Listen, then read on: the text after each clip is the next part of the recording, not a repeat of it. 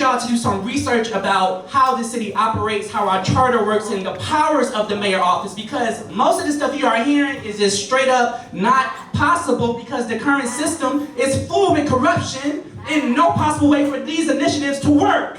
I am getting so frustrated because I talk to people every day that's leaving here. We lost 9,000 residents since I started running for mayor. That was black. We have purged 40,000 people in my city from voter registration rolls. And I don't see no gusto, no fight, none of these people talking about that. What we need are elected officials who are willing to stand up to the state and federal government when they try to take a $60 million grant away from a community because the word equity is in it. Now, the CRAs is the recent history. That is the reparation. That's what, I don't call it a community redevelopment, I call it a community reparation agency. Because it is a debt owed to a community. We need a negotiator, we need an executor, and that is me. We need somebody boots on the ground, that is me. We need somebody who doesn't have a handler, the same as Cava's handler, the same that Regalado has the same handler, with developer money in their pockets. If we see the militarization of ICE in our communities, will you as mayor protect the residents of the city of Miami? Yes or no?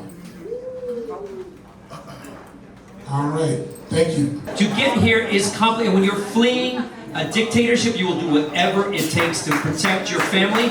We need to honor that, and our police force should not be taking on federal duties of immigration and profiling our own residents.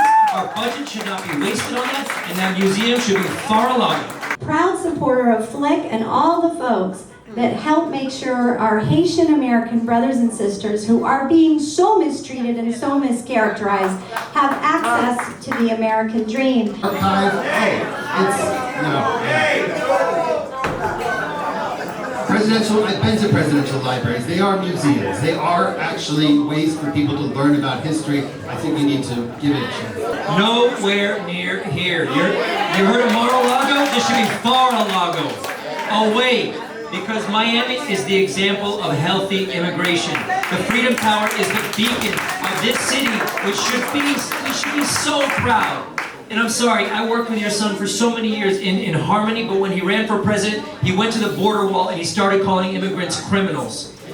Our mayor must represent our entire diverse city, the largest in the country with more than half of our residents born somewhere else. All right, so I thought the guy was a billionaire and could afford to buy land rather than needing a free giveaway right in the center of downtown, next to the Beacon of Freedom. Expanded to a different degree program, perhaps, so people could get training in new technology for the new tech careers. Instead, it's just a giveaway to the billionaire of all billionaires. I think it's incredibly sad, and the fact that it was done behind closed doors and under cover of darkness makes it worse. Right, so I'm the first black person in this city to ever run a bona fide viable campaign for mayor, even though it's been founded in 1896, and we've had political power in this city since I was a baby, right? So I just want y'all to think about that for a little minute. But as far as what have I been doing in Overtown, Liberty City, and Little Haiti, I don't even know where to start.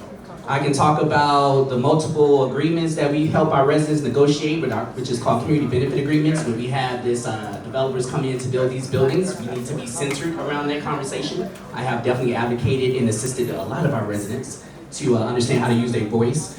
Over the last 3 years, man, I have paid personally to make sure that kids that graduate from Booker T, Northwestern, Miami High, Central, Jackson, Edison was able to go to college, because I covered their tuition and fees, and even partnered with FIU for something called the Golden Scholars Program, which we recruit right here in this city, in this town. I left office 3 years ago, and since then I've been working a lot in lawsuits against the city of Miami, testifying against commissioners who have wronged the city. Using your tax dollars, more than $30 million have been spent defending the unethical behavior of elected officials in the city of Miami. And the recycled politicians that talk and do nothing. We've got to break this matrix. This is your call to action. They know what's in my heart when I'm not running for office, which is most of the time, although I do run a lot. And I will bring that back to the city. Will you advance to expand affordable housing opportunities in these neighborhoods, and also considering all these communities have been detrimentally impacted by gentrification, how will you help residents remain in the communities that they love? We're short 300,000 units. That's the reason folks are having such a hard time finding a place to buy and finding a place to rent. We simply stopped building. A lot of that was NIMBYism. You know that, oh, we can't have townhouses here. What kind of people would live in townhouses? So we need to accelerate the construction of affordable housing. And that's for renters, for young people, perhaps they're new in their job. And we also need to do the same for homeowners. We do not have a financial revenue problem in the city of Miami. Our budget is more than $1.3 billion on the operating side. Don't even let me get started on the capital side. All right, so it's not a money thing. We don't talk about how the city government can literally fund CBOs and neighborhood associations directly, so the people closest to the folks in Overtown is actually making decisions and making change. We are going to push forth an anti-displacement fund in this city. So if you live in the city of Miami, and you have homestead exemption on your house, and you've been here 20 years, I call out my legacy residents, we are going to freeze your property taxes for the next 20 years, and it's on us. You know what the city approved? They approved a bunch of hotels and a bunch of office buildings. There's not a single piece of that one unit of housing. They didn't even put like a tiny, tiny little caretakers. How can you give away tens of acres and not house people on them? City land must be used for the people's purpose. I may not be the best talker up here, but I am definitely the best worker. I promise to get up every morning, go to City Hall, and try to do the things that our community needs. Whether it's affordable housing, or a street that floods, or a new job, or prevention from evictions, or small business support. I will work for you every day.